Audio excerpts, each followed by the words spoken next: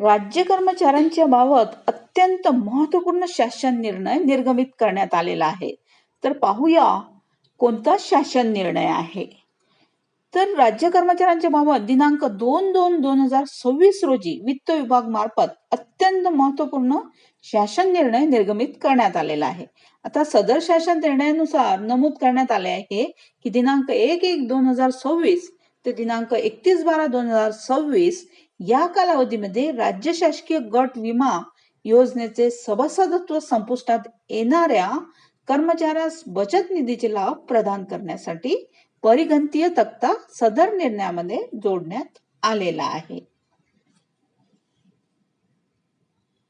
आता सदर दर्शविण्यात आलेल्या प्रति युनिट करिता बचत निधीची संचित रक्कम प्रदान करण्यात यावी असे नमूद करण्यात आले आहे. तसेच मंत्रालयातील सर्व विभाग तसेच मंत्रालयीन विभागांना प्रशासकीय नियंत्रणाखालील विभाग प्रमुख आणि कार्यालय प्रमुखांनी दिनांक 1/1/2026 पासून राजीनामा, सेवानिवृत्ती अथवा सेवेत असताना मृत्यू पावल्याने व इतर काही कारणाने गट विमा योजनेचे सभासदत्व संपुष्टात येणाऱ्या कर्मचाऱ्यांना तसेच अधिकाऱ्यांच्या वारसांना सदर नमूद देय होणारी बचत निधीची रक्कम प्रदान करण्याचे निर्देश देण्यात आले आहेत.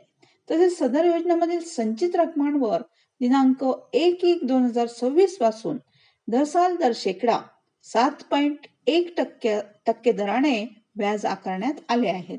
आता राज्य शासकीय कर्मचारी गट विमा योजना 1982च्या विमा निधीमधील संचित रकमांवर दर शेकडा 4% दरात कोणताही बदल झालेला नसल्याने याच दराने विमा निधीमधील संचित रकमांवर व्याजाची आकारण्यात यावी असे नमूद करण्यात आले आहेत.